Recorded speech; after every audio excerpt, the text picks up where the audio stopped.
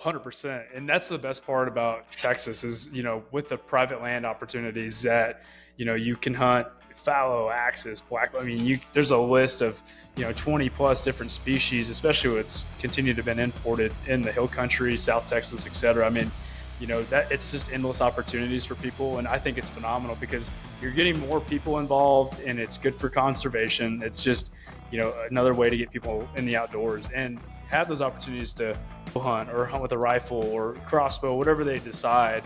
That's what I mean. It's about making the memories and getting to do that with the people that are like, hey, I may or may not want to get into hunting, but all of a sudden now they're really into it. To my left is a juniper tree about 36 yards.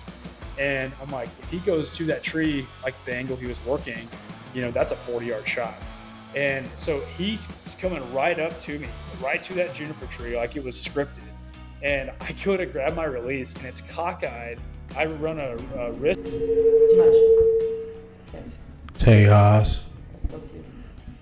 Tejas Hunt Club Podcast is the podcast for you and you and you. What's up, guys, you. and welcome to episode 44 of the Tejas Hunt Club Podcast.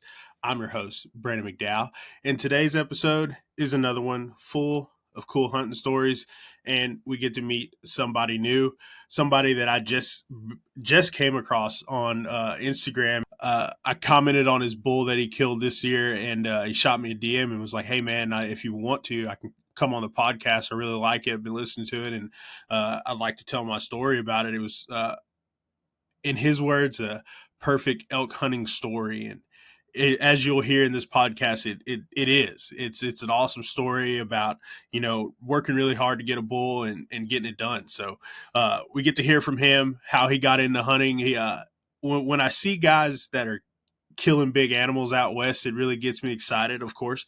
But when I see that those guys are from Texas or live in Texas and are going out west, it gets me even more excited because, sometimes people out west and from other places like to give us guys from down here in our own world a hard time about huntings that maybe we might not be up to their par, I guess you'd say. Hunting in Texas is easy, just a bunch of corn feeders and senderos. So it's cool when guys from here are going out west and proving that, people from Texas can hunt. And it's my Texas pride coming out, as it always does. But anyway, guys, this is going to be a great episode for y'all to listen to. I'm excited to have him on for other podcasts and to tell us some other stories because he's got a lot from his history growing up, splitting time between here in Texas and in Arizona. He's had a lot of experience with a lot of different animals. So I'm excited to have him on again, and we can get into some other stuff and maybe even hopefully go on a hunt together ourselves. But before we get into the podcast, I'm going to give a little shout out to Boars and Broads and Lighthounds. This collab that they did on this shirt is awesome. I got one in two colors, so same shirt. That's how good it is. But if you haven't checked them out, give them a follow on Instagram, Boars and Broads and Lighthounds. Two great pages that produce a lot of cool content and the right content in my mind of what representing dog hunters and houndsmen from all walks, from the hog hunters. We're mostly on Boars and Broads to Lighthounds, where he gets into deer trailing. It's Ricky Loftus. We've had him on the podcast before, and if you haven't heard that one, definitely go check that one out. Talks about his dog Huck and all their adventures trailing deer in North Texas and in Oklahoma. So shout out to those guys for hooking me up with the gear, and also still rocking my El Patron hat, and it matches very nicely, as Megan told me earlier this afternoon. But definitely go check those guys out. Give them some support. Order a shirt, maybe 2 or 3. Boars and Broads got some awesome other gear also, and then so does Lighthound. So I got a little bit for everybody. We've been rolling with the content as we try to do around here at Bar MC Media and Tejas Hunt Club. But lately we dropped the dove hunting videos. We'll have from Stewards of the Wild Dove Hunt, and then also we'll have the El Patron Dove Hunt coming out here shortly. Other than that, Megan's going to be going on a mentored hunt, so she'll have a video from that, some photos. What else we got coming up? we dropped a podcast about a recap of what we've been doing the past couple of weeks because we were pretty busy.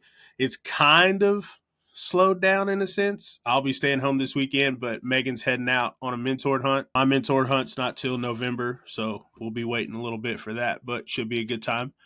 But that's what's been going on around here. So, guys, thank you for listening to the podcast. Everybody that's been listening from episode 1 to episode 44. If you haven't listened to the episodes, go back and listen to them. There's some awesome people that we get to talk to. Some great stories in there. You'll get to laugh a little bit and you'll learn something. So check those episodes out. Check out the YouTube channel. A lot of great videos on there from this season, from seasons past. So hit a like and subscribe on those, and follow us on Instagram. Check out the Facebook group and the Tejas Hunt Club podcast Facebook page. Let us know what y'all like about the podcast. What episodes were your favorites? We'll bring those people back on. It's a lot of fun making the podcast, and seeing the listens and the downloads every week, really helps. So make sure y'all drop a review if you like the podcast and share with a friend. Let's get into this episode with Taylor. Learn a little bit about him and why he loves hunting so much. Thanks for listening, guys, and I'll catch y'all next week. Peace. There we go. That's money. Is that better? Yeah, that's way better. That's like perfect. I was like, Awesome. I think I know what it is. There's only like three options. So yeah. It's I mean, for this platform and like being able to just like send a link and people just come in, it's been pretty easy. I've heard nightmares of like people recording and losing stuff, and knock on wood, like it hasn't happened. We had one little scare, but because it records it natively to your computer, so there's a copy there. Mhm. Like I can send you a link if it doesn't upload correctly, and then you just click on that link and it'll like re-upload it again from where it's saved on your computer. So nice. Awesome. It's been pretty cool. Yeah. Yeah. No, I And so like when it's like on my end, it's a little bit fuzzy on yours, but it'll be pretty clear because it's recording it natively versus it's streaming it over to me right now. Gotcha. That's sick. Yeah. Heck yeah. Well, awesome, man. Well, thanks for let me join with you. This is super exciting. I'll let you do your thing because I know this is your deal, and I'm really looking forward to visiting with you. Cool, man. I'm excited for it too. I always I like seeing guys that are producing content. Like I'm big on sharing other people's stuff like all the time. If I think it's cool, I'm gonna share it, and I think a lot of people's stuff's cool or it has like a good cause or something like that behind it. But it's even cooler to see guys from Texas that are killing stuff like out west. Yep. Yeah. So I really enjoyed looking at your content. I even checked out your YouTube channel and watched the Meat Bull, and then your first intro video that you had. I went back and watched that one. That's like one of my things. I go watch when I either people have YouTube channels or YouTube channels I just watch. And once I first start watching them, I'll watch a couple videos that are recent. But like I want to go back and see because like I produce videos too, so I know how it is when you're first starting. So like going back and seeing like other people's first videos, it's like, yeah, like I get it. Like you're putting in the work right there. Cause obviously you don't have a lot of people when you see their page for the first time or like it's recent videos. So they've probably upgraded gear. Like they've got new cameras, new lenses, like microphones and like all that stuff. So it's cool to go back to see the beginning. yeah, I mean that's like what I was joking with some guys about the other day. I'm like, man, I kind of just started randomly recording stuff, and it's the toughest part. And I'm still at the beginning stages. Is like getting the kill shots. Like I've got some great videos where like I'm more focused on having a successful hunt, especially on these draw tags. Yeah, where I'm not gonna worry about spending that extra 30 seconds on setting up cameras and which like Remy Warren, that guy is like on top of it. Like he can do it. He's phenomenal solo videographer hunter. Yeah. So I'm like, maybe one day I'll get there, but I'm still at the early stages of like killing some really nice animals that I'm more focused on getting on the wall. So, dude, 100%, and you just want to be able to capture it, but it's not top of the list right now. Like, yep. It's cool to get it on video, but we're out here trying to accomplish things for a little bit first. 100%, Yeah. 100%. So yeah, man. Well, I got it recording already, but so we could kind of just get into it. Like we'll do a little intro here because this is gonna be. Well, shoot, I don't even have to look again and see what episode number it's gonna be when I get it put out. But it's Brandon McDowell here on the Tejas Hunt Club podcast. Today I'm sitting here with Taylor Weems, Through the Gray on Instagram. Which is a pretty cool name. I definitely wanted to get into like how that came about because it's cool, but it's not exactly your name. And Yeah. like a lot of people's stuff, like it kind of incorporates your name in it and all that. But he killed a monster elk in Wyoming a couple weeks ago, and I shared it on Instagram as I normally do. And he sent me a DM and was like, "Dude, this is a pretty cool story." And I kind of want to tell it. And I was like, come on the podcast because I want to hear it. Because selfishly, like, people are always like, man, I bet it's a lot of work, like doing the podcast. And it is, like recording and like scheduling and all that kind of stuff. It takes time to do it right. But yeah, I get to listen to people's hunting stories. Like Yeah. it can't get any better than that. So Taylor, do a little intro here, man. And I kind of want to start off like, how'd you get into it? I see like your whole family hunts. So Yes, sir. your dad, your brother, your uncle, and everything. So Yeah. I like hearing how that the whole family thing's incorporated. And then give a little intro and tell people about yourself. Yeah, so I live out in West Texas, born in Houston. Family grew up, father's side up in Flagstaff, Arizona, and then mother up in North Texas. So kind of spread out. As a kid, we grew up in the Houston area, greater Houston area, and ended up, always getting involved with the outdoors from an early age, whether we were in diapers and deer stands in Junction, Texas, Uvalde, Texas, all the way to, we'd go to Arizona for winters with family, do Christmas. And I slowly got into bow hunting. My grandfather did competitive archery, shoots. As a kid, he left-handed bow hunter, so I could never shoot his bows. Luckily, probably would maybe blown some up if I could pull them back at that age. We've always grown up kind of in that atmosphere of, going out and hunting, and like a motto of mine is like, we hunt for the memories, because at the end of the day, like being with the people you enjoy and obviously hold dear, and like then having a successful hunt, like that's what really capitalizes for us. I ended up just kind of grew up in the Houston area, came to West Texas about 6-7 years ago, and just followed in the family's footsteps in oil and gas. And it's allowed me to do my hobbies as much as going out and doing some of these hunts. So. Yeah, that's cool, man. It's big. Like a lot of people, like my wife works in oil and gas. She works for a marketing firm. So she's actually in Houston right now doing some meetings and stuff. So I know about that. And then her mom and stepdad have been in oil and gas for a long time. So Nice. I've been around that crowd, and they do love to go hunt for sure. Yep. We did a lot of work with Houston with the Ranch and Wildlife Committee, and a lot of those guys are in oil and gas too. So I totally get that, man. I saw on your profile that you spent some time in Lubbock up at Tech, huh? I did, yeah. So went and spent a little bit of time at Tech. I think I probably had a little bit too much fun, and I should have been hunted a lot more than I probably should have, and finished up some school back in the Houston area, and then had some friends that asked if I'd come out west and help them with their business, and kind of just went from there. So nice. What made you? So if you're from, like, I've seen most of the time, I guess you're an ag kid or you're oil and gas kid going into those industries, and you live in West Texas. Tech's where you go.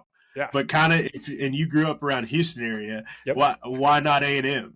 Man, what made you pick Tech? So, in all honesty, and nothing against A&M, because a lot of good friends of mine have attended there, especially coworkers.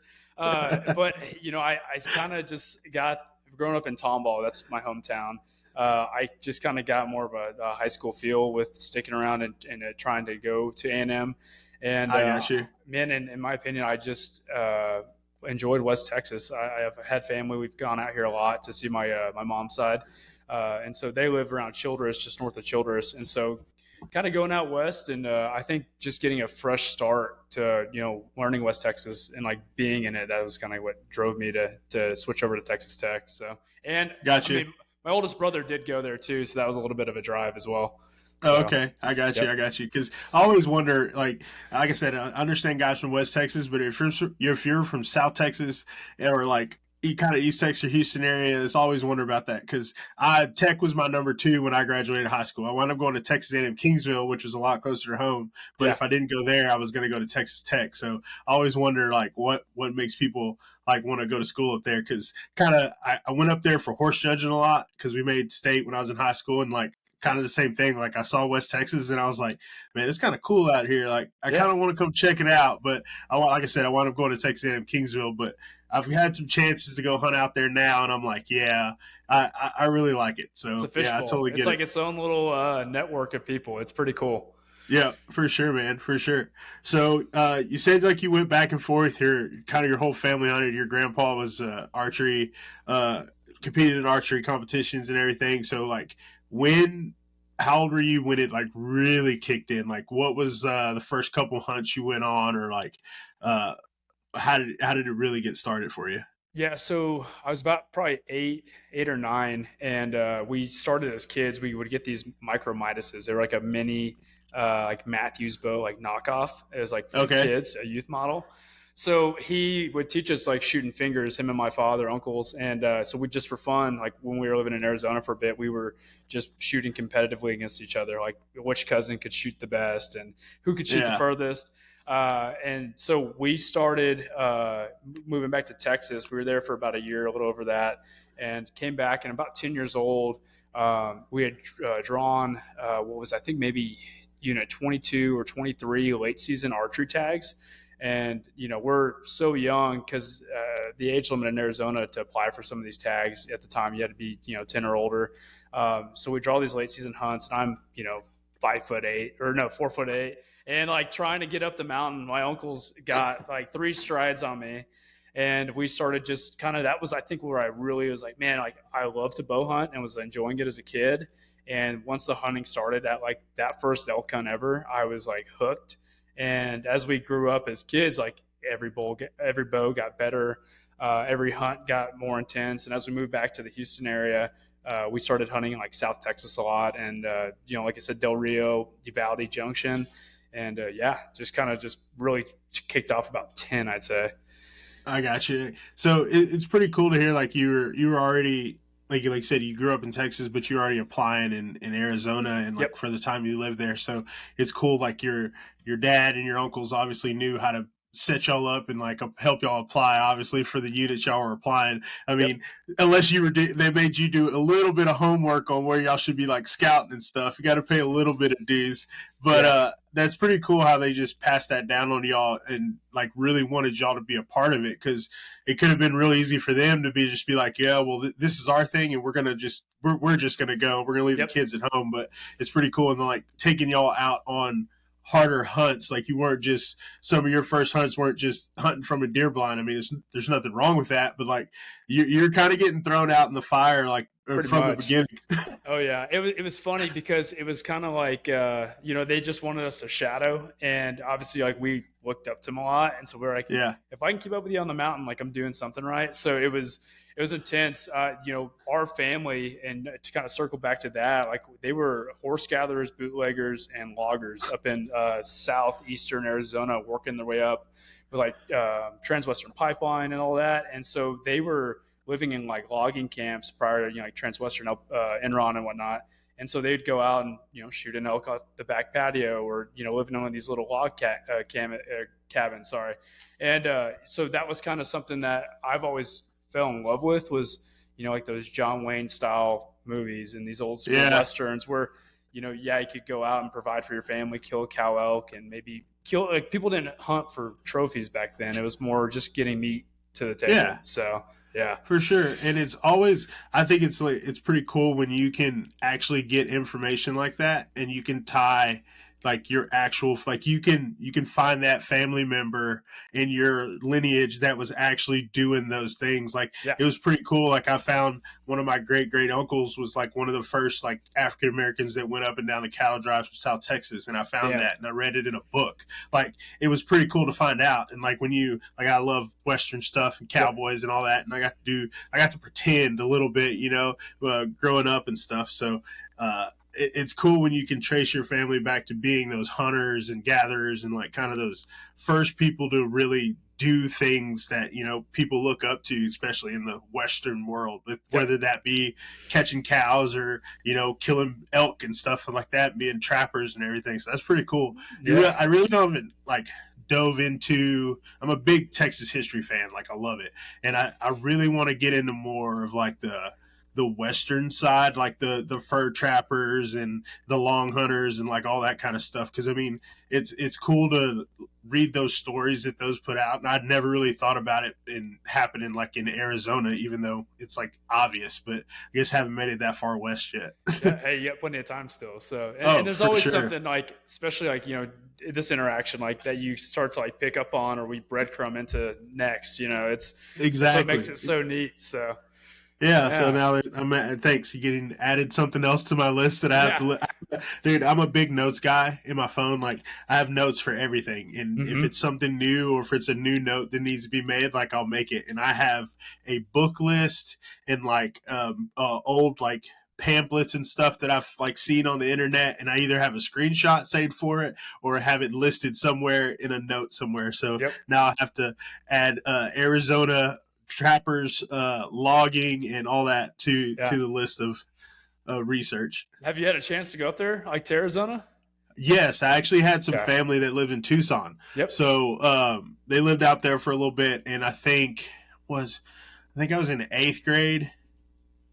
Yeah, I think I was in 8th grade, and my family took a trip out to Arizona. I have to remember what year it was, but I knew a hurricane happened because while we were in Arizona, a hurricane hit the coast here in Texas, and like it went through my hometown because I grew up on the coast. I'm from Goliad originally, and it like sent a tree limb through my roof and like all kinds of stuff. Like it was crazy. So, but luckily we were gone during the hurricane, but came back to a big old mess. But that's kind of the thing going on in the coast. I just saw, or speaking of that, I saw earlier that hurricane that's headed towards Florida, it just got moved up to a Category 4, so that's not too good. Yeah, prayers said for those people over there. By the time it hits Atlanta, it's still going to be a Category 1. Dang. Yeah, so that's not too good. Yeah, so hopefully, prayers for those families over there for sure. So for sure, man, because I saw that they were like grounding flights and stuff, and then like I was like, yeah, this is probably gonna be pretty bad, and now it's a Category 4. So yeah, prayers for them definitely, and I'm sure they'll need some help after all this is done. So sweet. Well, I was gonna tell you, it's pretty cool. That was like the first place I went to that I saw like as a kid growing up that didn't have grass. Where was that, Arizona? Like in the yard. So like that was like the thing that I remember being there was like there's no grass anywhere. Like it's all rocks. I remember like thinking that was weird as a kid because I mean it might be brown, but we still have grass in our yards down there.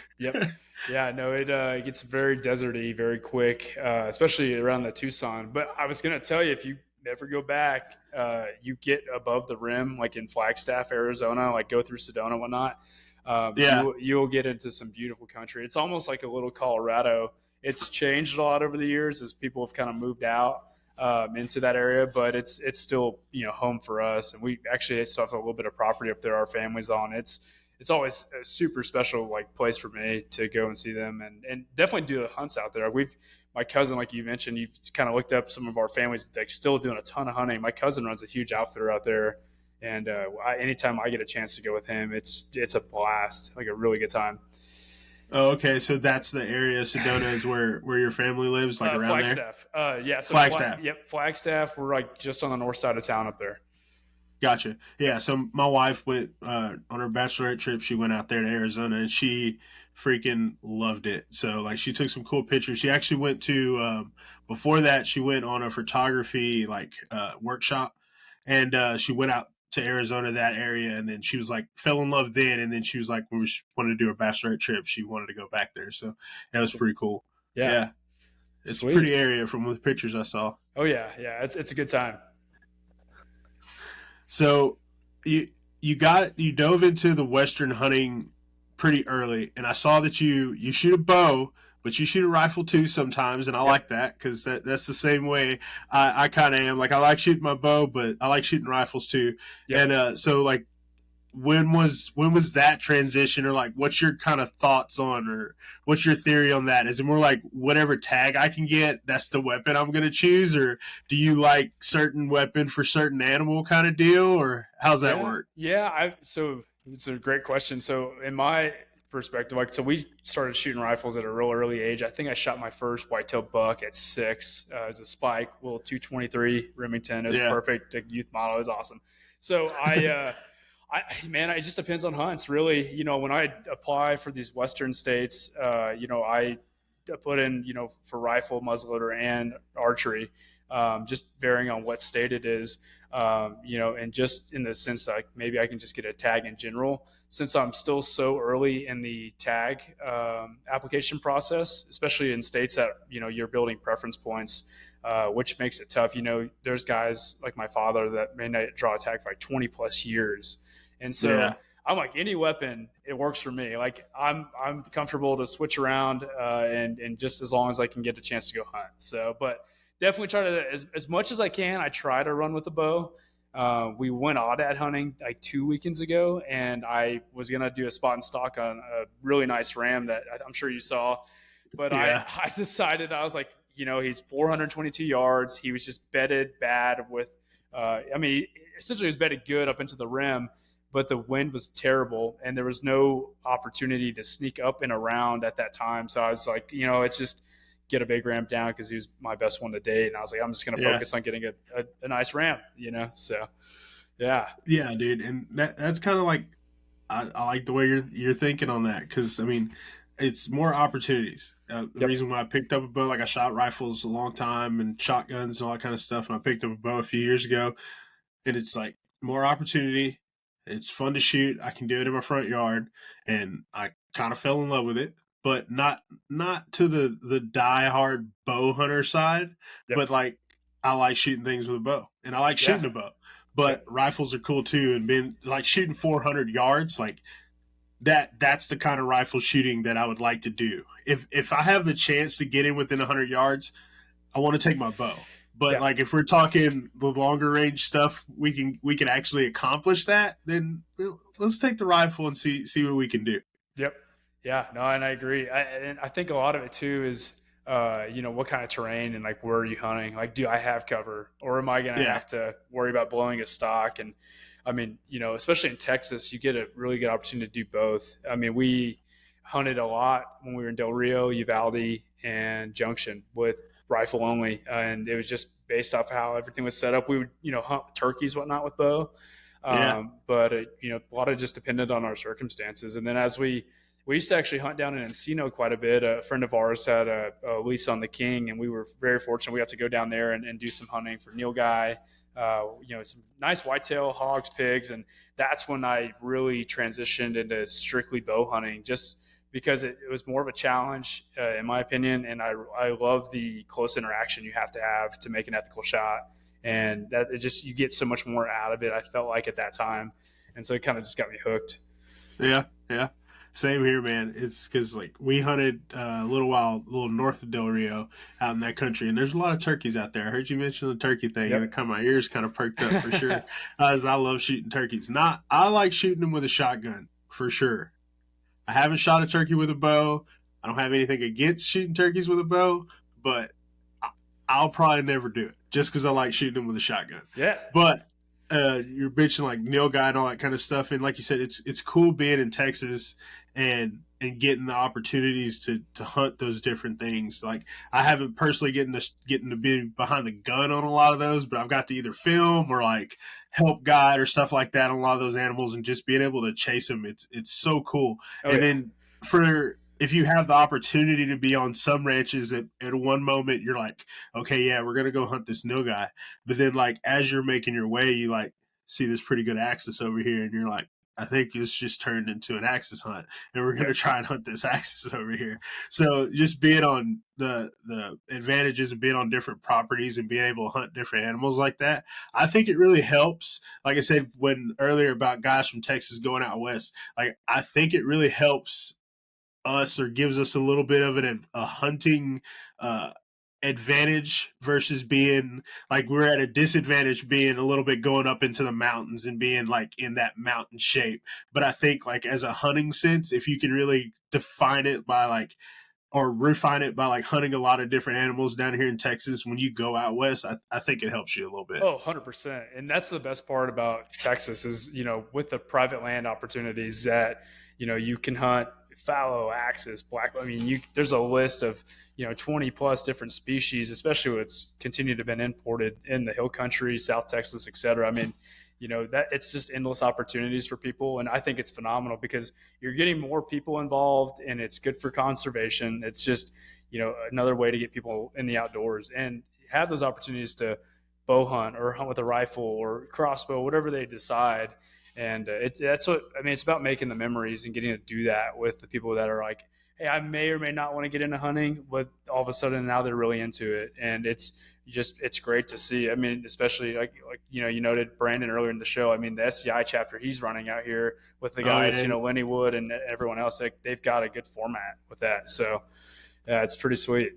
Yeah, because I listen to a lot of different podcasts and stuff, and I hear about I listen to Working Class Bow Hunter, and they're in the Midwest, and they're like, yeah, we get 2 doe tags and 1 buck tag, and that's all they get to hunt for like the whole year. Yeah, and I'm like that does not sound fun. Whereas like it just the seasons turn, and then like the hunting seasons turn. It goes from one to the other. We have opportunity to hunt all year down here.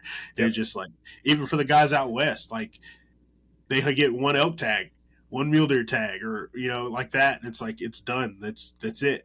Yeah. For the rest of the year, unless they hunt turkeys, or bears, but that's about it. You gotta wait all the way to the spring before that. You can't hunt December, January, and February. Yeah, and that's it. And a lot of them too are finally starting to. I've noticed, like I've seen some of these the Go Hunt guys. They've came out down to Texas, and a few others that are big time like bow hunters. Like they're starting to come down more, or at least acreage, and get more involved with. Hey, maybe I can't get that tag out, in their home state, or maybe they have 1 tag and they do succeed. Well, now they can offset and go hunt axis in the spring or whatever else they decide to chase. It's good to see. I think it's exciting. It's more hunting, in my opinion, it is better for conservation purposes and people to make those memories. So it's cool to see people doing that. Yeah. And it's like for all those guys, I see them, like they say, there's no real hunters in Texas and hunting in Texas isn't real and all that stuff. And I'm like, you start asking these guys that are coming out west. And I mean, of course, they're going out to West Texas and they're hunting all that and stuff. I mean, and don't get me wrong, like we've always talked about, there's small acreage, high fence places in Texas, and we get it, blah, blah, blah. But for the most part, it's not like that. So they're coming out hunting aoudad and axes, like you said, and those aren't easy animals to hunt, even when they are in a high fence. So when they're low fence and free range, like it's the chase is on. Yeah, yes, sir. Yeah. So I know you love hunting, and I know you love chasing big animals, and that's one thing, right? And that's having one passion that's pretty hard to do in itself. But when did you pick up the camera and start to like bring that along? Man, so I really did that, I would say probably about 18, 19, like kind of as I was finishing up, high school, getting into college. I'd always been, I guess, like interested in watching hunting shows like on Saturday mornings, Sunday mornings with my dad and family. Like I just thought it was always cool, like getting to capture it. So I bet I got into it really good around like 20, 21 years old.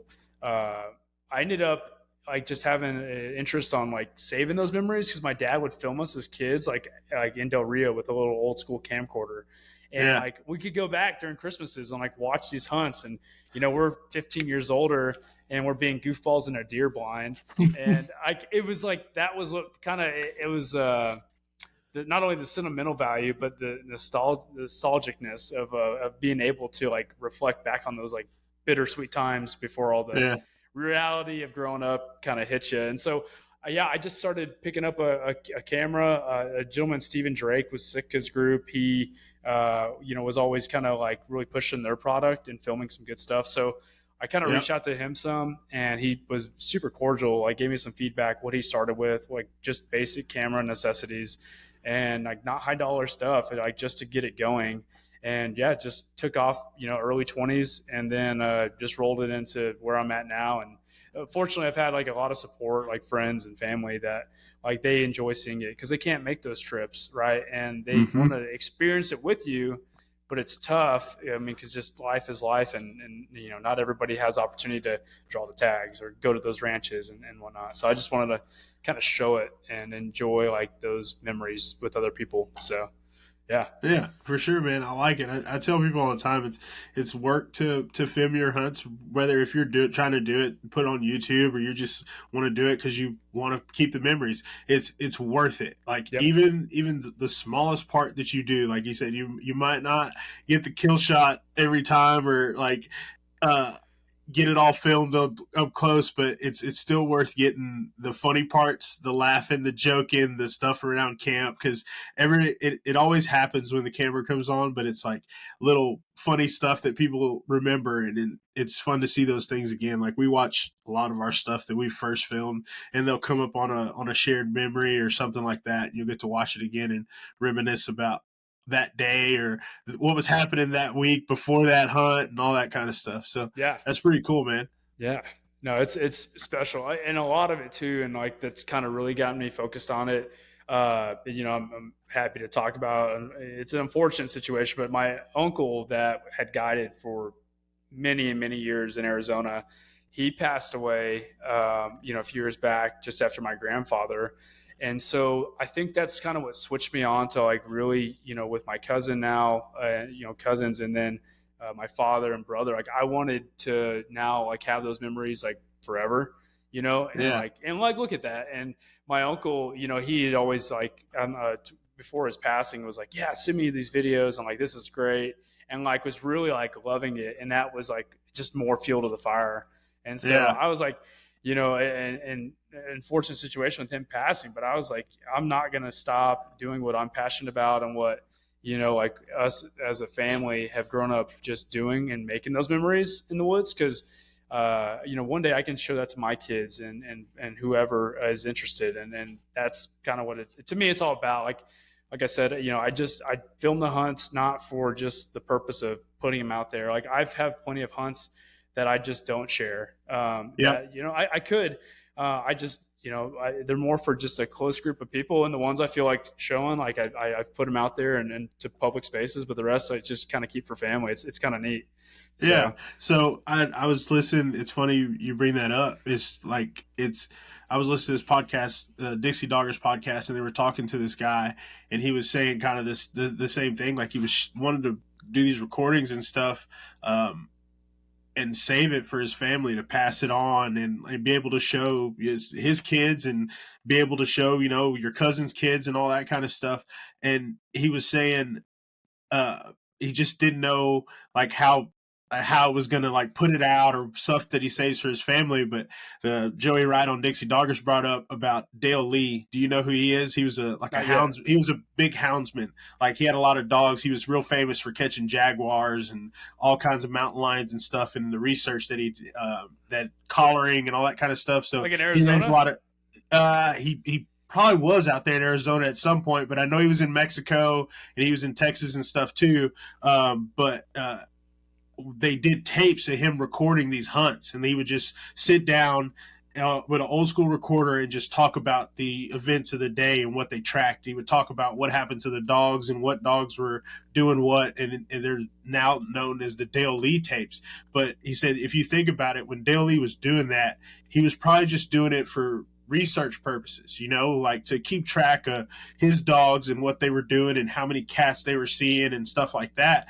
But then when he all put it on tape and put it out to people sat down and listened to it. And I'm sure he would have watched it too if he'd have got it on camera. But it was back in the I want to say in the 40s or 50s, but I may be wrong on that. But it's real interesting. You should look it up. They're pretty cool to listen to. Like I know they're on YouTube, but it's just him talking about what they did every day. Like it was basically like a journal, but he did it on audio tape, and it's pretty cool to listen to. Awesome. Yeah, I just wrote it down on my little pad I got here, so I'll definitely look into it. I love listening to podcasts and audio tapes. Like, I spent a lot of time driving oil field lease roads in the past, and that's all I would do. But luckily, a little bit more around town. But still, like, especially with these western hunts, I'm like, all right, I got a 15-hour drive ahead. I need to listen to something to keep me occupied. So Yeah, Zach Bryan won't always do it. So yeah, I hear you. Like I love listening to music too, and I got playlists all for any kind of occasion. But like listen to podcasts, listening to books, stuff like that. Like I really need to get into listening to more books. But yeah, I'm a big podcast guy. Like I think I have a playlist with just podcasts in it that I just add to as they drop, and I think I have like 150 in there right now. So it's nice. just like I usually go through. I don't know, maybe one or two a day. At least I try to. I'll have it playing in the background. I have to hear something interesting and be like, oh, I missed that, and then go back and re-listen to it again. But yeah, Yeah, I'm real big into listening to podcasts. awesome, man. I love You it. get to learn a lot of stuff for sure. Oh, you do. I mean, it's just more knowledge, and I mean, yeah, I think with everyone, you get different perspectives from different people on whether it be Yeah. hunting, life, business. I mean, you name it. So, Yeah, and you get to hear conversations like you. I love obviously social media. It's like I like it. Like I see the benefit of it. Obviously, there's negatives too, but like I mostly see the benefit of it. I get to meet cool people. I get to share different things with people. So that's what I see as social media. But podcasts kind of take it obviously to another level. You get to have conversations, just hear people just talk rather than just post whatever's happening at the time. yep, Yeah, yep, I love it. yeah. So I guess like when you're going out west, like what's your favorite? What's elk or mule deer? Is it archery elk and rifle mule deer? Which one is just like your number like when you're going out to apply? What's at the top of the list? Right now, it's archery elk. It's archery elk by far, just for the moment, But that might change to archer mule deer next. So. Yeah, like whatever tag you can get, that's the one that goes to the top. Yeah, pretty much. I mean, I strictly have shot for like my first options always being early archery hunts, whether it be like first season or second. And then within the deer hunts, because some of these draws will happen like a month or two later. Then I'll focus on okay, late season obviously being better for mule deer hunts is like the way to go with how these deer rut. So whether it be late season archery, because used to in Arizona, OTC was a great hunt, and not that it isn't anymore. It's just you got a lot more people out there kind of just shooting deer like right off the bat versus like really kind of hunting hard. Which I mean, it's everybody's preference, right? Like they might get a super great hunt and memory out of that, and so I don't disqualify that at all. Like I think it's everyone to their own, right? But at the same time, like you could go back in the day when we were in high school, like when we would bug out during Christmas. In the back end of Christmas, we'd be hunting over the counter non-resident OTC tag. And so that was like super fun. So like I had like a kick for a second where I was like really big on doing mule deer hunts. And then as we got older, we got into these elk hunts, and I've just been kind of like really hooked just because they're such a massive animal, and you get so much more antler, growth to put on the wall. It's like, how can you not love chasing bulls in September? Like it just everything is just like the emotions and what you get out of it is just top of my list. So yeah. So like I like the Arizona's has always been like kind of in the back of my mind because I like the desert part of it, kind of like the West Texas kind of deal versus big thick timber hunting wise. Like I like mule deer too, but I really like desert mule deer more than like high country mule deer. Yeah, that kind of gets me more excited than the opposite, I guess. Yeah. But what kind of country are you like going from, I guess, like Arizona to say like you shot your bull in Wyoming? Yep. Like what's kind of your favorite versus that? Do you like hunting that thick timber, or do you like hunting more open kind of desert areas? I think like Wyoming where we hunted this year was a little bit more kind of open arid. I mean, still extremely mountainous terrain. Yeah. But I would say getting a little bit more cover like you can get in some of those units in Arizona. I prefer that because it just allows even better close interactions, like especially chasing these elk. But I've been super blessed to have like both to kind of bank off of, and as of recent, I think the cool part was just having in that arid kind of open desert mountainous area we were in Wyoming, because you're watching a bull a mile and a half plus off, able to come to you on a rope and chain, versus if you're hunting a little bit thicker area like Arizona. In some spots, you might catch a bull bouncing from juniper tree to juniper tree, or pines and whatnot, and it might happen just quick, and you got minimal shot angles to get in, especially in some of that thicker stuff. So I think I would probably, for the close aspect of it, I think it'd be cool to just get an Arizona tag. I've been applying about 10, 11 years now. Just had that one when we were young, and that was it. But the Wyoming hunt, I can at the moment I can't really top that type of terrain we were in. It's pretty sweet. Yeah, yeah, that bull looked every bit of what a dream Wyoming bull would be. I mean, I have preference points in Wyoming. I haven't used them yet, but I've been buying them for the past couple of years. Good. So that's one of my spots, or one of my states I want to go hunt out west. I really like Arizona. Like I said, has always been in the back of my mind. Nebraska has been kind of like a sleeper for a few years, that I've seen people kill some cool stuff out in western Nebraska. Mm-hmm. So like that's on the list.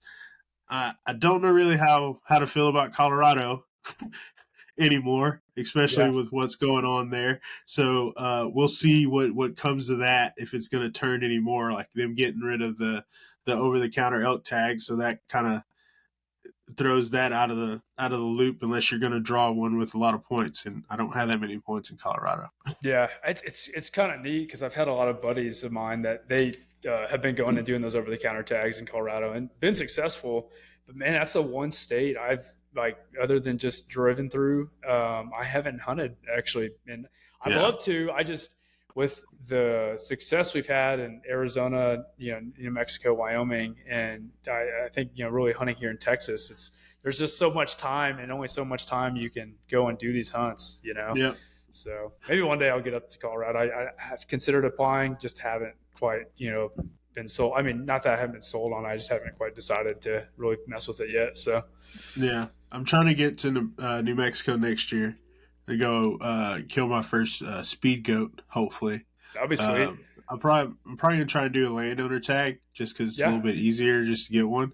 Yeah, I think that's honestly it's probably gonna be the way to go if you really want to go hunt out west. I mean, it's getting an outfitter and going, because like you said, it's a big learning curve to go hunt out west, like to hunt elk and learn how to chase elk and find mule deer and all that stuff. And a lot of people out west knock it, because I mean they grow up there, so they get to be amongst it all the time. But like for us going out there, I think it's almost worth it to be like, save your money, find a good outfitter, make a good relationship, and then go on a hunt that way, at least for your first time, to kind of learn what you need to do. Like, it doesn't mean you have to do that all the time, but at least your first shot, like, you kind of want to do that. And we went out there, my buddy Jared and I went to Idaho to hunt mule deer. Nice.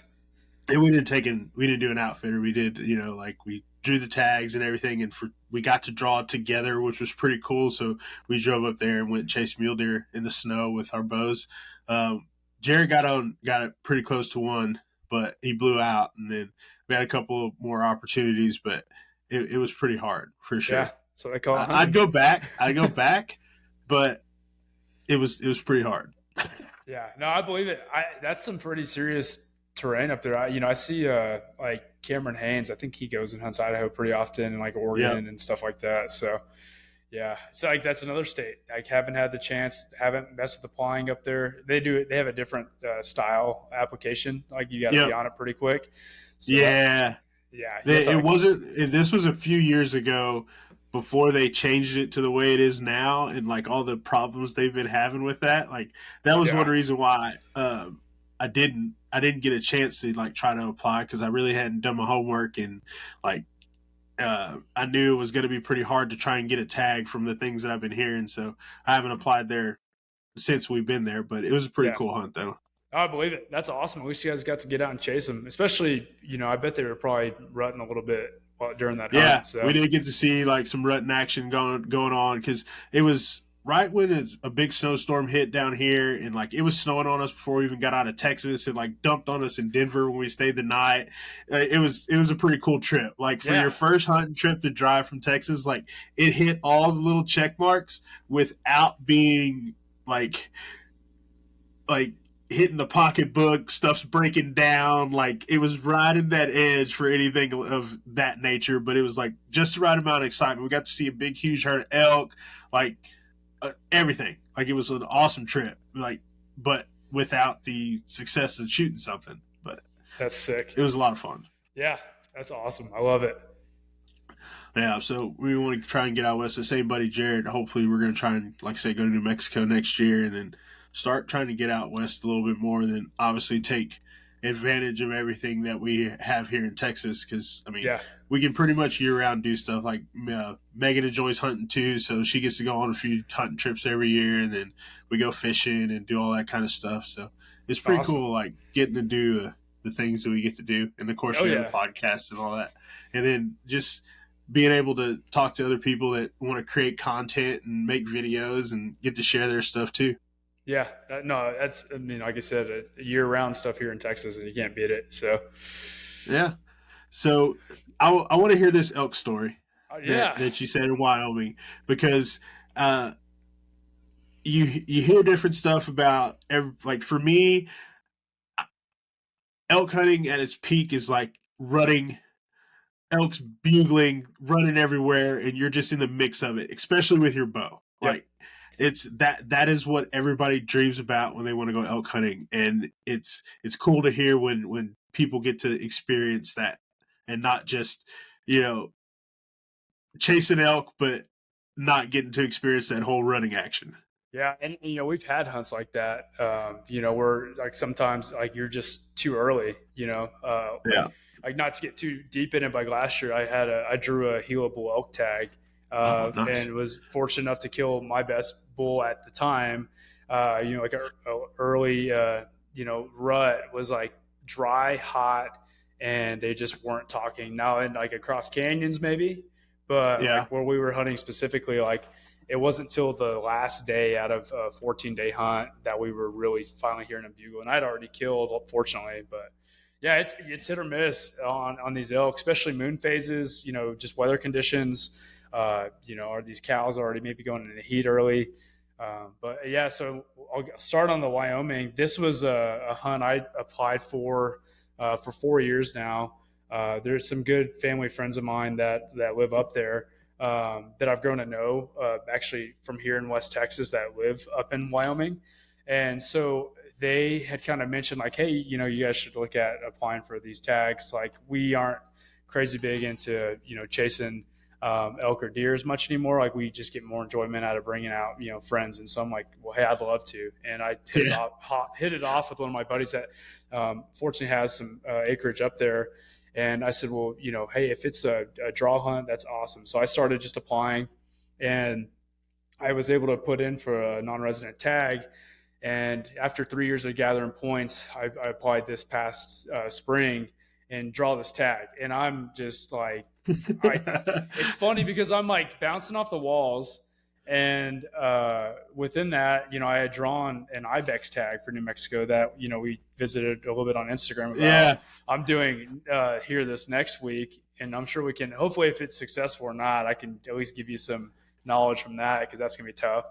Okay. But, I've heard about that hunt from a few different people, and when you texted it to me, I was like, "Oh yeah, like okay, yeah. You're going for that one." Yeah. So, well, we can dive in that in a bit. But man, I draw this tag, and I'm on cloud nine. I'm like archery bull elk, like awesome. Like, what kind of bulls in this area are we going after, like caliber wise? And to me, I'm still at the beginning stages of my elk hunting career, where if it's a nice big 6x6, I've killed one 6x6 out of the 3 bulls I've killed, including the one I just harvested.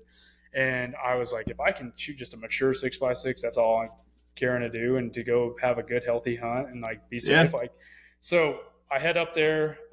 It was a quick run. Season opened last Friday, and I was able to run up there and just kind of scout real quick. I had some buddies that were in the area that were guiding hunts like south of the area I was in. and they're kind of keeping up with like rut activities, etc. And Yeah. so I was like, well, hey, I said, let's go up there. And there was a big section of BLM we had access to that I was like, we can at least peek in these canyons and start listening once I got up there. So opening morning, we hear a couple bulls down in some ravines that are bugling, talking, seeing cows. So we start calling to them. My buddy Tyler and I are up there, and he calls in a spike bull, like right on top of this ridgeline we were working. And we're kind of in between some sagebrush, like I said, kind of that dry, arid area. And this spike bull comes in about 16 yards, and I'm like, oh snap, big bull's got to be coming behind him with some cows. So I'm like arrow nocked, like getting ready to go. I've got GoPros out, like trying just to capture it, and then I'm like, oh gosh, this is a little bit more than like I am just trying to anticipate into the filming, like I mentioned, and the hunting.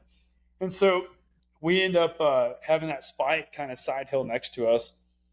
Our wind wasn't the best. It swirled on us. He took off, and we work our way down just a little bit into the saddle, and another bull comes around the ridgeline because they're working these trails, because it's so easy to navigate with it being a little bit more open country, that they'll come out and top out and work, say 3/4 of the way up on these ridges. And we got moved in that saddle, sat up against the juniper in the shade, trying to get better wind, and a rag bull comes up, doesn't quite know we're there, but decides to go down in the ravine where we're hearing these other elk. And I was telling Tyler, I'm like, oh, we ought to just rush to the bottom, which is like 800-900 yards. And it's about a 45-degree slope. Like, it's no easy just shoot down the bottom. Yeah. And me being like just enthusiastic and glad to have a tag, I'm like, let's rush down the bottom. Like, we'll come up above them and like just see if there's a good bull and smoke them. And like these ravines are probably 30 feet deep, maybe, I don't know, probably 20 feet wide. I mean, they're big enough to hide an elk, and because you would just hear them like as they moved further in them and came out. And so I was like, hey, like, what are your thoughts? He's like, man, we need to go back to camp, like relax, like just in the sense of like we need to make a game plan for this evening, glass some different country, see if there's not some more elk back on this public we were in. And I said, all right. So we take our time, don't do anything crazy that evening. We just wanted to glass, see if we can't hear some other elk kind of turning up. And that next day we were like, hey, let's go back in where we had seen those elk before, but the wind this time was coming out of the northwest. And so we had a phenomenal wind in our favor that morning, Saturday morning. We pretty much eased in there, and we're about probably 45 minutes before light, and we're just kind of listening and starting to hear some like slight bugles, but we can kind of start seeing, with it being a full moon, we could see these elk. They were leaving like where they were feeding at the time and working their way to us up these ravines. And so I was kind of like, okay, here's elk that went up the same finger from the day before. I was like, Tyler, we need to jump over this ridgeline, get back in there, and get on them. And he's like, no, let's just wait. It's now sun up, and he's like, I'm gonna start kind of working a little cow call, like a cow estrus call. Really say, hey, I'm up here, come get me. You have X amount of time, pretty much to breed me. And so we're sitting there, and he's calling. I'm watching other elk. We're getting a little bit more bulls to bugle. I see a couple spike bulls working off with these cows, and then we've seen probably 25 elk at this time, but they're not close. I mean, they're down in this ravine off this canyon, probably 600-700 yards.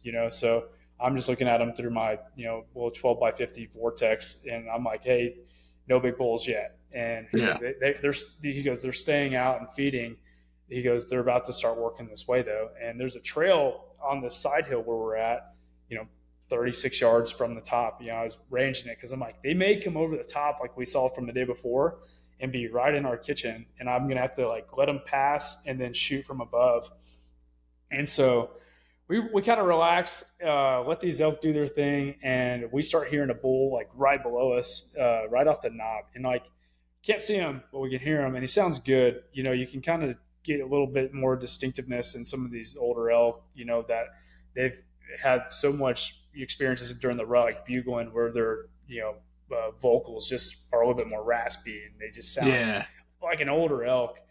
And about that time, we looked to our left, and about 800 yards out, there's a bull bouncing through juniper trees, like walking our way.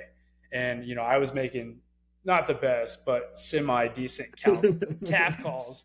I'm like, he's cow calling. I'm like doing my thing, doing some calf calls. Like, I know I don't sound great, but I'm just going to try to make it seem a little bit more vocal up here, like we're a herd of elk. Yeah. And Yeah.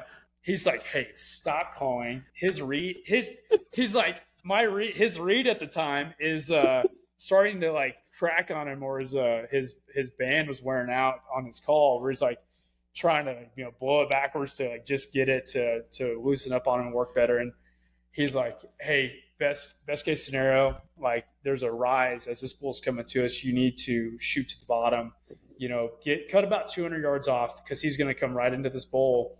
And there's a cattle fence on this public where these elk like to work fence lines. And there's a very large trail, distinctive trail that they had been on. And he's like, cut down a 35-degree angle. I mean, I was sliding just off to get to where I needed to be because it's a little bit loose hillside. So we're at the top, not skyline, but back behind some boulders to where we can just kind of peek up and glass these elk all morning. And I shoot down at the bottom. He stays up top, and he's now, getting his call all figured out, and it's working good.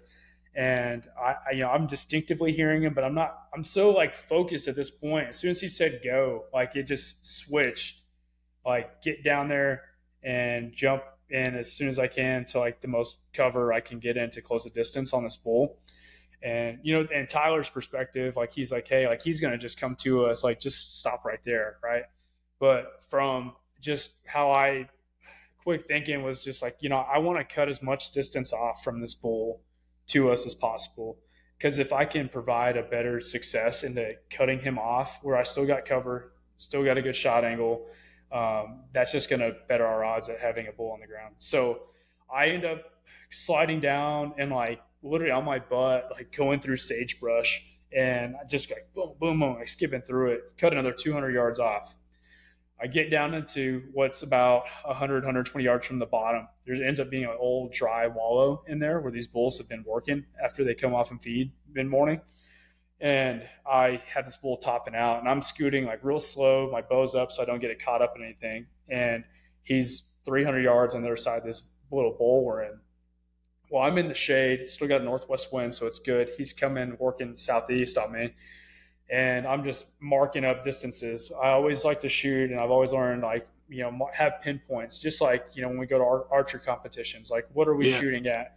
And so I'm like, okay, the bottom where that wallow's at, it's like, 120-ish. And I could comfortably shoot out further distances than most archery hunters will probably want you to and like to critique you at. And that's something where I was like, I'm not just going to shoot him as soon as he gets into like my lowest pin range. I'm going to try to get him like as close as possible. Closer. Yep. So he comes in, and I'm like ranging and just making sure arrows knocked, we're good to go. And as soon as I range him at 60, I had him at 62, and I was like, you know what? Like I could shoot him here, but he's still coming to me. So I'm not going to stop him. Just let him do his thing. To my left is a juniper tree about 36 yards. And I'm like, if he goes to that tree, like the angle he was working, that's a 40-yard shot. And so he's coming right up to me, right to that juniper tree, like it was scripted. And I go to grab my release, and it's cockeyed. I run a wrist release, like a true fire. And so it's cockeyed on my hand, and I'm like, ugh, like trying to grab it and pull it over so I can get centered up and pull back on this bull. And I'm like kind of watching the bull out of the corner of my eye, and I do one of these, and he like stops. Well, he ends up stopping where it's head into that juniper, but you got neck and left side shoulders, and he's slightly quartered. So he's at an angle about like this. And I know he's just behind the tree. So I'm like 40 yards, draw back real quick, and just held my 40 on him and shot. And as soon as I shot, I see that arrow like stick, and I'm like, oh shoot, that's shoulder. But the penetration was better than what I thought, because I knew I had at least half an arrow in there. The fletching and whatnot, what had happened is I caught, as he was slightly quartered to me, just about an inch into that shoulder, and just maybe half an inch low. So as soon as it hit him, obviously reaction is to break it in what was that and turn. So he spins off and goes down back into the bottom and runs along that cattle fence line and just stands there. And I posted some videos on my story, but he's just standing in this, valley. I mean, it's just a yellow grass valley, and he looks like he's all humped up and hurt. He honestly looked like he was like gut shot. I'm like, I didn't shoot him in the guts, like that's a Yeah. 40-yard shot. And so I'm like watching him. I'm cow calling, making sure just to kind of keep things calm, in the sense of like he might just stay right there. Well, he does, and as I'm watching him, like getting ready to knock another arrow, and I'm ranging, and he's like 180 plus. I'm like, I am not just gonna try to shoot a second shot at that distance. Yeah. Uh, and it's one of those things where he's alert. He knows something's not right, and his ears are pinned back, heads down, and I knew instantly. I'm like, that bull might just die right there. So I watched him for about 45 seconds, hoping he's just gonna like swell up, fall over, Fall over. and be Yeah. done. So as I'm like doing that, I'm like videoing him, hopefully gonna fall over. Didn't have the time to set up my cameras for the shot with him coming to me. I was like, I'm just gonna kill this bull. I didn't even look, honestly, Brandon. I like didn't pay attention to his antlers because I knew if I looked at his rack, I was gonna psych myself out, and then that's when you're gonna be like, oh my gosh. And Dude, I just go ahead. Yeah, I can definitely get behind that. Like I said, I haven't. One of the things I've tried to do because of that, because I've heard so many stories of people looking at their rack. Like I've consciously told myself if I go out west and I have those opportunities, because you said it's so hard to get tags and you gotta wait years to do it. It's like, okay, once you find that deer or that elk that you're going after and you spot him, you saw how big he was. You don't need to look at him again. Like I need to make sure that that's the right one, but I don't need to stare at him anymore. Like I need to be staring at the spot that I want to shoot at, and that's it. Like, Yep. and that's something like I always try to like remind myself of for those opportunities. Yep. And that was it. I was like, I just do not need to pay attention to anything but, where my shot placement's going to be. And, within, like I said, that 45 seconds out of nowhere, I'm like filming, and a second bull comes into this valley, because Tyler was still calling. He didn't see me make the shot. He's like, I'm up at such an angle, like I said, because it's so steep, and Yeah, I'm into that sagebrush. and you're That shooting a bow and arrow. It's not like you're shooting a rifle where they can hear the rapport and like that you took a shot. correct. And so out of nowhere, the second bull comes in, and I'm like, oh shoot, is this a bigger bull? Like, did I just shoot a smaller bull? And I'm looking, and he's a nice 6x5, probably 300-inch 6x5, and he's all walled up, like he's just like been laying in mud all morning or like in the river, whatever. And he's coming in hot, and not to any of my cow calls. He's coming straight to that other bull, and I mean, he beelines it to my bull, and is like, God is. I've seen it. Corey Jacobson has posted a video with the Elk 101 group, but they've had these Yeah. bulls come in hissing. Like, you've probably Huh. seen it, and like I think I know what you're talking about. Like I think I Yeah. remember seeing it, but I'll have to look at it again now for sure. So I'd never seen that until like that video, and I'm still obviously in my early stages of elk hunting. But this bull comes in, I can't hear him do it, but he's making like that, like kind of hissing look, and I'm sitting there like, okay, that bull's either one gonna go and ruin, this bull's chances of just dying right there, and go fight him, or Yeah. he's gonna go and regardless like pressure my bull up and over that little Yeah, and BLM, push him off somewhere. yeah, that little BLM cattle fence. I'm like, he's going to push him over the little fence, and he's going to go who knows where with his adrenaline or whatnot. So as I'm filming this, it's now 2.5 minutes in. I'm like, I need to stop filming. Like, even though that other bull's there, like I just was debating on rushing in and scaring both off, or just kind of slowly ease my way. So what I decided to do is slowly ease my way, and hoping that bull's going to die. And he's just standing there, like all humped up, like slightly moving his head to just see the second bull next to him now at like 10 yards. Well, as I'm moving up to that juniper I shot my elk at, the second bull decides to pressure mine. It does happen. He ends up going like to pretty much square off with him, and my bull like barely jumps this fence. I mean, he jumps it and goes like straight to go bed. And I didn't know that till Tyler had told me, because he cut off around a knob like that I was angled at.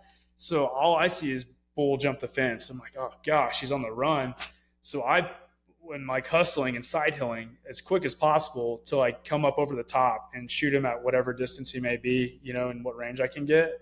Well, I get just enough signal. Tyler's like, hey, get your butt up here. Like, your bull just tried to make a bed on top of that ravine. Like, he literally went right down in the bottom. He may be dead, but let's come up here, make a game plan, give some time. Yeah. So I go up top, send a video to my dad, of course, with all his elk hunting experience in northern Arizona. I'm like, hey, check this out. What do you think?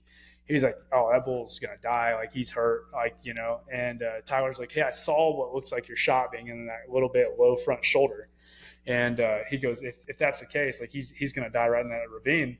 But he's like, what do you think on time? I said, man, let's give him at least an hour. Give him an hour. We've already given pretty much at this time 25, 30 minutes by the time I got back up top. And so we did that, grab all our gear, hike down to the bottom.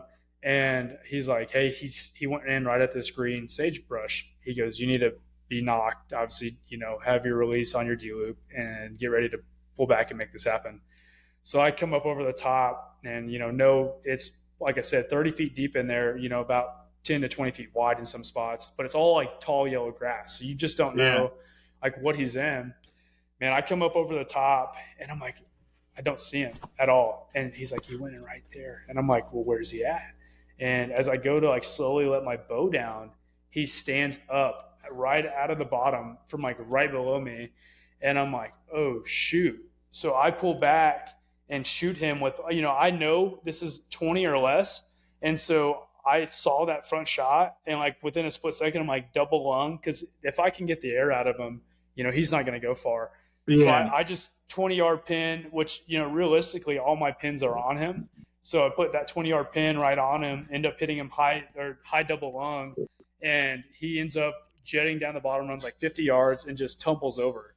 And so I was like, oh, he's done.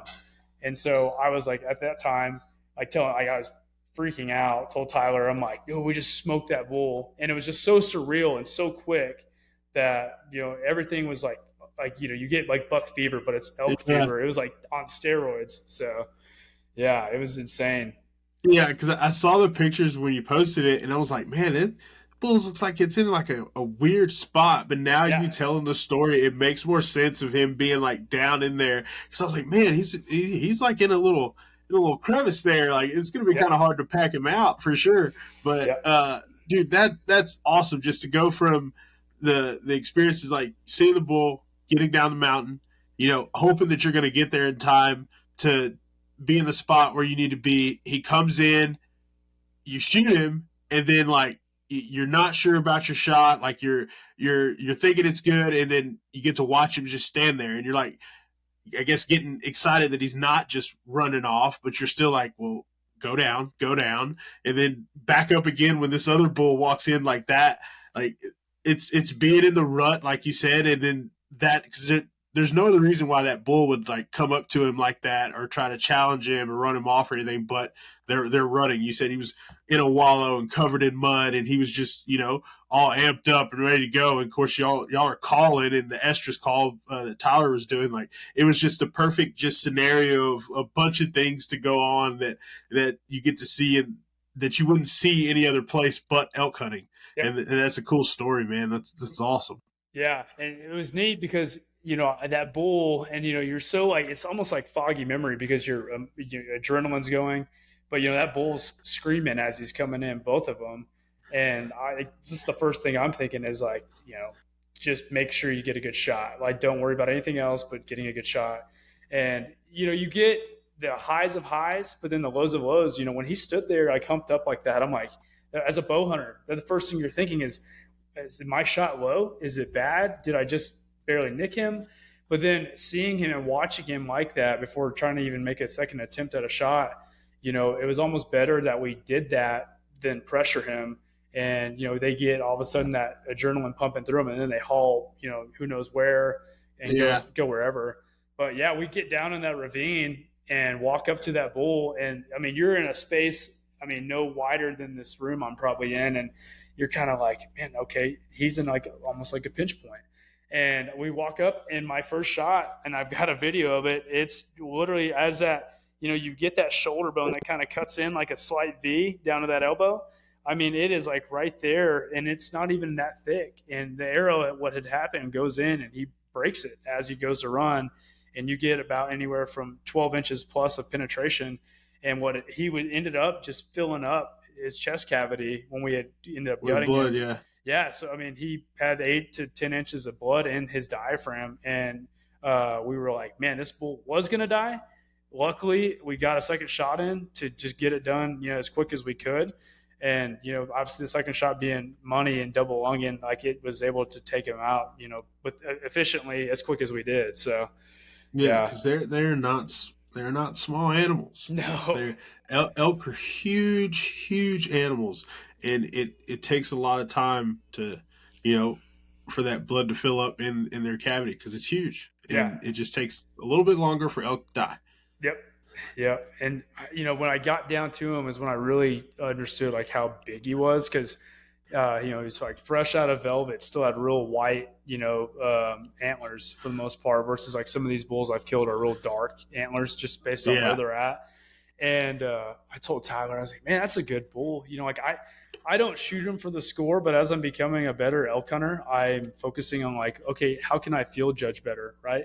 yeah, And yep. and scoring him for that purpose of, okay, this bull has short fronts, or this one has better thirds, maybe his beams are longer and the width is better, and what does circumference look like? And so Tyler and I were down there, and I was like, man, this might be my best bull. And he's like, you sure? I'm like, I don't know. I was like, he's deceiving because his main beams wrap all the way back around to where he's got a real narrow back end, Mm-hmm. but he ends up being wider than if not as wide as my first bull, but his main beams were 51 inches long. And so he was so long that he comes Yeah, all the way back out, and his whale tails, one was real pretty and the other one kind of just scoops up in a different form. And it just is it's a Wyoming elk, in this area. It's just a different look on him. And yeah, yeah, Tyler's like, he's better than what you think. And my fiance, she's like, well, are you gonna mount him? And I'm like, well, it just depends. Like, if he's better than my first bull by quite a bit, then yeah.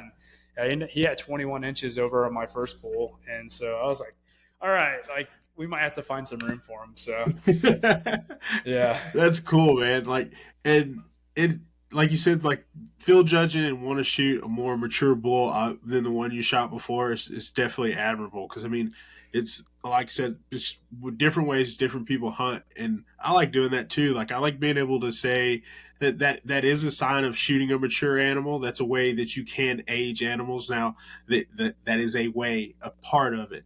You can get those phenoms that they're still young, but they're pretty big too, and they could be even bigger when they get older. So yep, you got to judge body and everything else with it. But like you said, just having a bar or having something set, a goal you're trying to meet is a good thing in hunting, I think, because there's different levels to hunters. Of course, when you first get into it, you want to shoot everything that moves. You want to kill yep, everything that moves. yep, And I think that helps with your skill.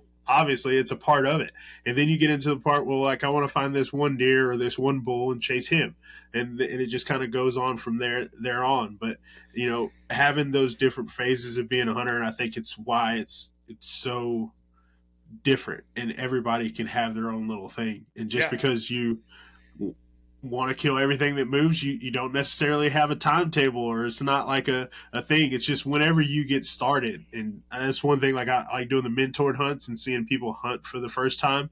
Like it's cool seeing people shoot their first animal, because it's like you yourself is going back and doing that again. So I like doing that, but it's their progression is going to go from there, yeah, and yeah. they'll be We hunting actually, out west too. it's interesting because we and you're probably familiar with them, and I know Brandon is released our SCI chapter, but the Trinity Oaks out here, they did a Yep. dove hunt, their first one ever a few years back, and I was at a company where we were able to sponsor, and like that was it for me. Like you're bringing kids out and getting them their first animals and getting them involved in the outdoors, like. Not only like is it a different excitement for yourself, because like I'm sure you've seen it before plenty of times, but when you're sitting next to somebody else who gets that opportunity, like you get the buck fever in a different way, and Yeah. it's cool. I mean, like that's what I've enjoyed a lot is I got nephews and nieces now that are like interested in it, and getting others involved as we get older and we kill these great caliber animals. It kind of is able to now shadow in somebody who hasn't even got one, right? Yeah. Or hasn't had the opportunity. And then, yeah, it not only makes you a better hunter, but it's all about like providing the resources for other people too. So it's super Yep. neat, super neat. Heck yeah, man! I appreciate that. It's something that obviously why we do a little bit of what we do, and we try to give back and do things, and just to keep it going. Because I mean, now it's like I'm 32. Yeah, I'll be 33 in November, and it's Nice. like you're seeing like when you go to these events like SCI has and stuff, and you see these older men that have been doing this, and you see them get lifetime achievement awards, and I mean, it's not about the awards. What I'm getting at, but it's about the years that they put in to these organizations and the things that they've changed or stopped from changing.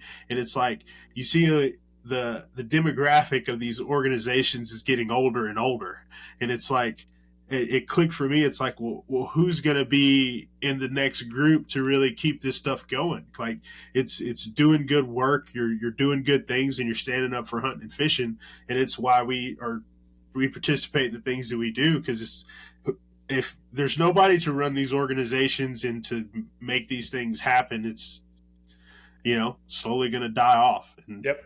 I kind of don't want to leave this earth and not know that I tried to help out and make sure that my son, now we're expecting, so we're going to have a boy in March, Congrats. so like I want him to be able to hunt and fish and do the things he wants to do. So Yeah, congratulations. I did. I appreciate I that, saw man. that, man. I was like, oh, that's so exciting.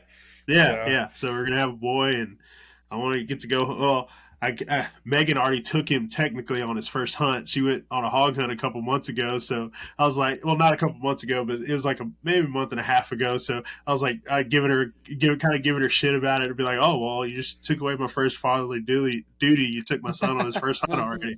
But no, it's pretty cool. He gets to do right now. He gets to do a lot of cool stuff with mom. So. yeah, you're gonna have to start buying guns and all kinds Oh of good yeah, stuff. everything from now on is for him. Like it's not even about me anymore. So Yep. we'll get to say it. We'll hear yes a whole lot more now. Oh yeah, yeah. And that's like the beauty of it though, is like, back to me starting out in diapers, that's gonna be, our next generation. And I mean, if they're willing to learn and want to be involved, like that's up for us to pass on the mantle. So it's exciting. For sure. Yeah. Yeah. And like my buddy Jared's got 2 boys, so and I got a whole bunch of other friends that have kids too, and I'm like, we want to do stuff with them and go hunt. And my buddy Bobby lives in Colorado. He's got 2 girls, but he takes them whenever he goes. And I mean, his daughter Peyton, I can't remember how many miles he said she went, but like for a young girl, they went on a hike and she went and did the whole thing with him. I'm like, dude, that's awesome. You're getting your daughter out and doing that kind Yeah. of stuff. So It's we impressive. kind of try to make it a thing, Yep. I heard, I think it might have been Cam Haynes or something like that, but it's like if you want your kids to do badass shit, you kind of have to show them by you doing badass shit. So Yep. it's kind of be the motto, I guess I'm a Yeah. live by for a while. Yeah, and when you grow up into, like I was fortunate enough to do with the Western hunting and the bow hunting, etc., like you just get in a habit of like, well, aren't we doing this that time of year? Or Yeah, like, aren't we supposed to be applying for tags? yeah, So yep, it's yeah, all exactly. becomes routine. For sure, man. So what else do you have for the rest of the year? Or what's the next hunt you're going on? I know so the ibex hunt's coming up next, Yep. and I kind of want to talk about that because I've heard, I think 1 or 2 other podcasts. I think one of the guys from Go Hunt went and did the ibex hunt one time, and I heard a podcast on it. But this is like a next to the scimitar on base kind of deal. That's the next coolest thing in New Mexico that I've heard about. Yeah. Yeah. So a little history on the ibex in New Mexico, from what I've gathered, is in the like late 1960s. I think it was like 1969, early 70s. They introduced these Persian ibex and brought them in. And the herd, for what I've gathered, flourished, within that time into the early 2000s, and over the years have kind of been decimated just with tag application or tag allocations, but then also I'm sure mountain lions and whatnot on the mountain, just with your natural, obviously environment in general. Yeah. So this was something that wasn't really brought up to me until last year. I apply like in some states like Arizona through my cousin's group. They run a mountain strategics draw application group. But then I also was able to go out with a buddy of mine, Derek, in New Mexico for my Gila hunt. And he was like, hey, like, let's kind of look at ibex, for future hunts. Like, not only is he an expert at it, but some of his other guys are like, that's like their background, like back of their hand. So I applied as of this last spring, just, hey, I'm going to do the archery hunt, apply for muzzleloader and then apply for rifle. And I had seen like a couple other guys that have gone and filmed hunts on YouTube. Like I had watched them and was like, man, that looks epic. Like I'm always up for a challenge. And if it's bow hunting, like I'm more for as much fair chase, as much challenge as I can get within the range of not, hopefully falling off a cliff or being bit by rattlesnakes. Yeah. I hear that's pretty common out there, just the rattlesnakes. Yeah. I applied last spring, ended up drawing the hunt prior to knowing about Wyoming. And long before told, I'm like also planning an engagement at that time. So I'm like, wow, I've got a big year ahead. And I was like, I better get these hunts out of the way, just because the ibex is once in a lifetime if you do kill a billy on the mountain, and they only allocated 100 tags this year for the archery, which is still a lot because I think they've only got a little over maybe 200, 300 sheep on the mountain, and it's not a giant mountain range by any means. South of Deming, the Floridas is what it's known as. But it's just a sense of like how you hunt those animals and the terrain they live in. It's like aoudad hunting on steroids. I mean, you're going up, straight cliffs and maybe taking 2 steps forward and you can't take that step back. I mean, you've got to really not only physically plan for it, but mentally, because it's just hot. It's an October hunt. It's the first hunt of, really the fall timeline. And it can be brutal from what I've gathered. So yeah, and how you're going to get water up there, and then having to come all the way back down, and it's a very technical hunt. Yep. As far as being able to plan everything out, and it's a cool hunt because, like you said, you're hunting an animal that was introduced there, and it's in some rough terrain, and I've heard guys that have had success in it, doing it for sure, but like it's like you said, you got your planning and your strategy that you're going to implement really needs to be on point. Yeah, there's a 2% club, they call it, for if you do kill an ibex on the mountain. So that's assuming 2 guys kill billies or out of 100 people. Out of 100 people, like you said, there's 100 tags, so 2 guys out of that 100. Yeah, golly, that's some odds against you, but like you said, you're up for the challenge. Yeah, and I'm happy to go out there in general just to say I got to do it at the age I am. I'm 28 now. Who knows what my knees are going to be like here in 3, 4, 5 years. It's just like, let's do this now. And I've had buddies and, they're like, oh, man, you need to turn that tag back. And that's like one of the most brutal hunts, like even like outfitters and friends of mine, they're like, yeah, just go ahead and turn that in. I'm like, like the guys I'm going with, like I'm extremely confident in, like on whether or not I get a shot opportunity, I know we're going to get on some goats. So it's just, if I kill one, great. If not, like I know we're going to have a good time. So that's what I'm like. I'm just excited just to go out there and try it, Yeah, for sure. Because it's obviously it's not that easy to get a tag. So it's like you drew it, you put in for it, you drew it, you might as well go. Yep. Like you're already that far in. Yeah. But yeah, I'm excited for it, man. I'm excited to hear about it and everything when you get back. Because like you said, it's a real technical hunt. I've heard of a few guys doing it, but it's like you said, it's not something that a lot of people talk about because of how hard it is. But being able to be up in that country and see it and see those animals and chase them, it's something to work for. Yeah, they talk about factoring in your third axis too when you're shooting up there because you're shooting either straight up or straight down, and when you're in West Texas, Midland, you're going to be shooting a lot, pretty flat most of the time. So I'm just glad, with being able to successfully hunt and kill an aoudad and then roll into that successful elk hunt. I'm like, hey, like I've had a phenomenal year. I'm just extremely fortunate for what I've been able to accomplish now. And it's just, if we manage to get on an ibex and kill a nice mature billy, like that's going to be the cherry on top. And if not, it's I'm big in my face, so it's whatever God's got planned. I mean, that's just plain and simple. So That's good to hear, man. That's cool. Like Yeah. to hear you have on that aspect of it, because like you said, you've had a great year, and then you're going on another cool adventure. It's just being able to go and spend time out there. Because like for me, I don't go to church a lot, but I am pretty strong in my faith and things, and I like being in nature. Like that's my church, I would Yep. say. And you're gonna be in a spot, it's real special for me, I guess, when I look at it. It's like when you're in a spot that not a lot of other people haven't been.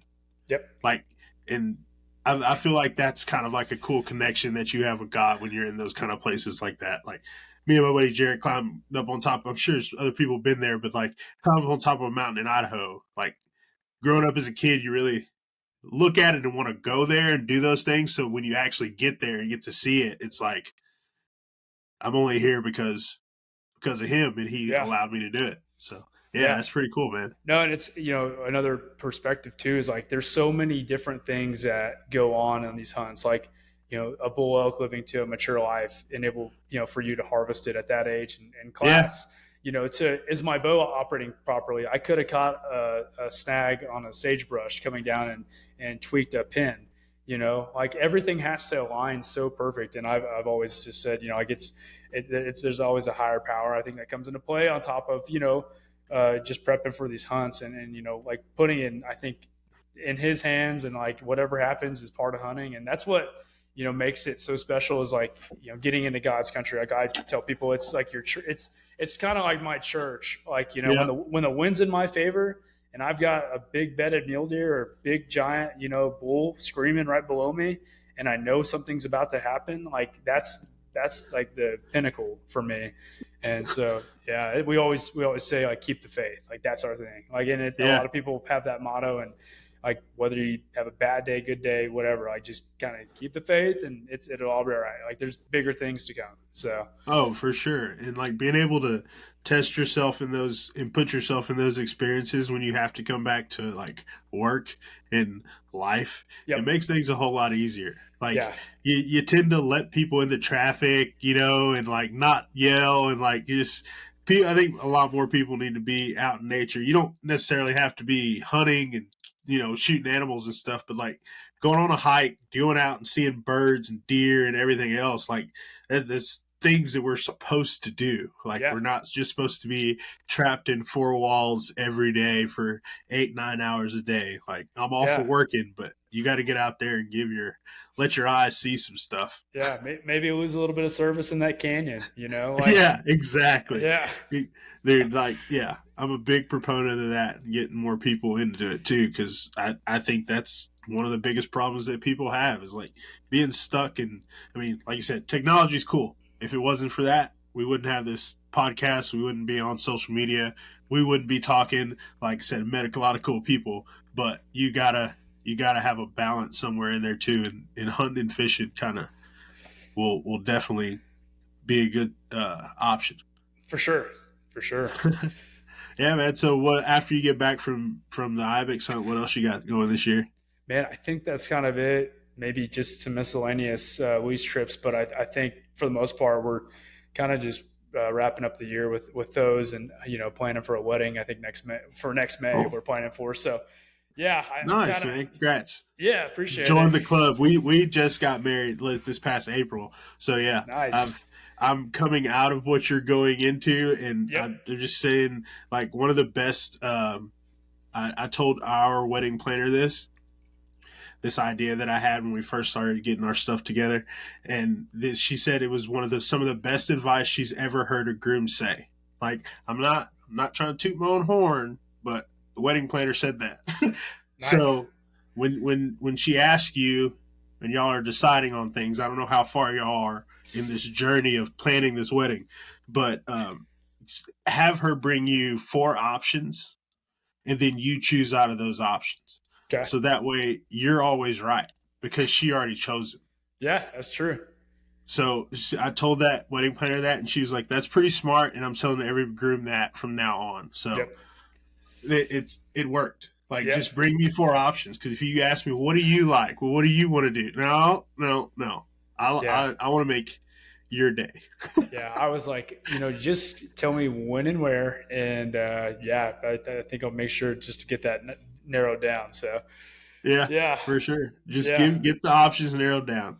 yep, yep. So yeah, we've got. I bet realistically, we've probably got 80% of it knocked out. We were fortunate Awesome. enough. We're actually gonna get married in Fredericksburg. Oh, So cool. yeah, so we were able to go to a venue where it's like almost like a package. So we were like, hey, like this is what we're wanting to do, and like yeah, like here's a list of what else you might need, and just already have your vendors lined out. I'm like, perfect. So yeah, Heck yeah.